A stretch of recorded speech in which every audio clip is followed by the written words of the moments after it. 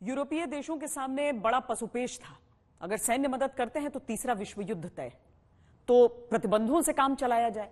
शायद ऐसा करने पर पहले से आर्थिक संकट से जूझ रहा रूस झुक जाएगा, लेकिन ऐसा हुआ नहीं। रूस ने और कड़े तेवर दिखाने शुरू कर दिए। महाशक्तियों के टकराव में यूक्रेन का दूसरा सबसे बड़ा शहर खार्किव आ गया।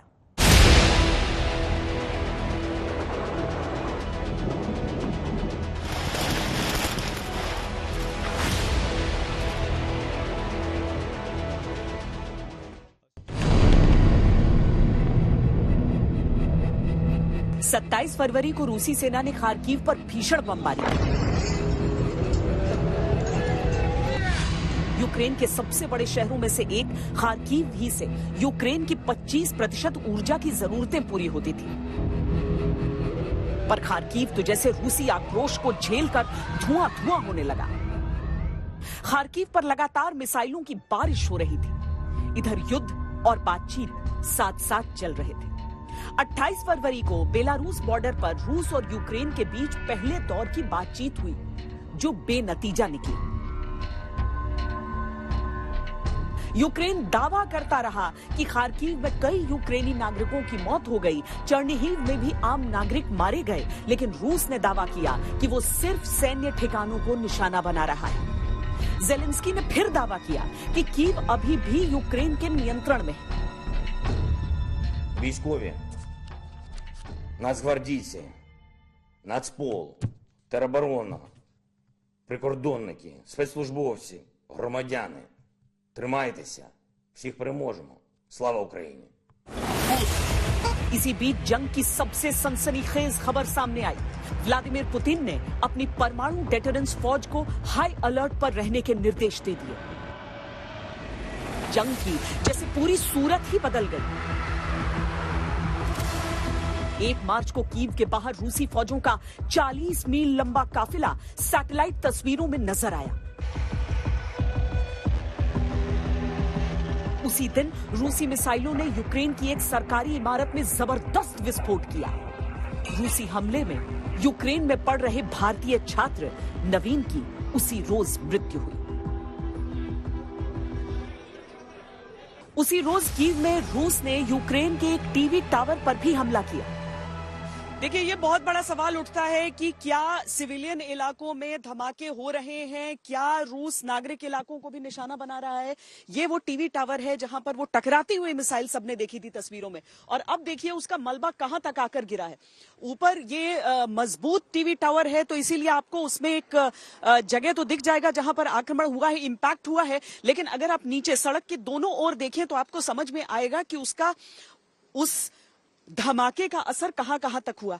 एक छोर और दूसरी छोर सड़क की, दूसरी छोर में आप पूरी तरीके से जली हुई इन पूरी झाड़ियों को भी देख सकते हैं, और इसके साथ जो इमारत लगती है वहां का हाल भी देखिए। आइए हमारे साथ देखते हैं। तो देखिए यहाँ पर किस तरह का ये नुकसान हुआ है। जिम बताया है हमें कि ये इलाका है, और ये पूरी कांच बिखर गए। जिस तरह से जब इस तरह का हमला होता है तो कुछ भी बचता नहीं है। एक बहुत ही एडवांस तरह का जिम है जहां पर अंदर आपको जो ट्रेडमिल्स हैं वो सब दिख जाएंगे। बहुत सावधानी से इधर चलना जरूर होता है क्योंकि कांच के टुकड़े पूरे में फैले हुए हैं। लेकिन तबाही का ये मंजर आप यहां पर देख सकते हैं। नागरिक इलाकों की तरफ जब एक बमबारी होती है, मिसाइल आती है, शेलिंग होती है, तो फिर क्या बचता है, क्या इंपैक्ट है। बिल्कुल जल गया है पूरा जमीन पूरी तरीके से। और ये सवाल जो उठते हैं ना कि क्या सचमुच में निशाना बनाया गया, सचमुच में कोई क्षति हुई है, क्या सचमुच में यूक्रेन के नागरिक इलाकों को भी निशाना बनाया जा रहा है। तो आपके सामने ये सबूत है कि ऐसे रिहायशी इलाके का जिम जो पूरी तरीके से क्षतिग्रस्त हो गया है। सिर्फ कांच के टुकड़े हर तरफ बिखरे हुए, ये टूटी हुई मशीनें, और साथ में आप अगर सामने के हिस्से भी देख लें तो वहां पर आपको क्षतिग्रस्त गाड़ियां भी दिखेंगी। यानी इंपैक्ट निशाना था एक टीवी टावर, लेकिन उसकी बर्बादी कितने दूर तक फैली वो सब आप देख रहे हैं। 2 मार्च को संयुक्त राष्ट्र जनरल असेंबली ने रूस के खिलाफ एक रेजोल्यूशन पास किया, जिसमें रूस से पूरी तरह यूक्रेन से पीछे हटने की मांग रखी गई। भारत और चीन ने वोटिंग में हिस्सा नहीं लिया। इधर रूस ने ब्लैक सी पर स्थित यूक्रेन के बंदरगाह खेरसन पर जबरदस्त हमला शुरू कर दिया और शहर पर कब्जे का दावा किया। इसी दिन रूस ने 5 लाख आबादी वाले शहर मारियोपोल को चारों तरफ से घेरकर भारी बमबारी कर दी। यूएनएचसीआर के द्वारा जारी आंकड़ों के अनुसार 24 फरवरी से 2 मार्च तक 227 यूक्रेन के नागरिकों की मौत हो गई और 525 घायल हुए। 4 मार्च को एक ऐसी खबर आई जिसने पूरी दुनिया में खलबली मचा दी थी। यूक्रेन ने दावा किया कि बीती रात करीब 2:30 बजे रूसी सेना ने यूक्रेन में यूरोप के सबसे बड़े परमाणु पावर प्लांट पर हमला किया था। यूक्रेन के अनुसार रूसी मिसाइल ज़ेपोरिज़िया परमाणु पावर प्लांट के 6 रिएक्टर्स के पास जाकर गिरे थे।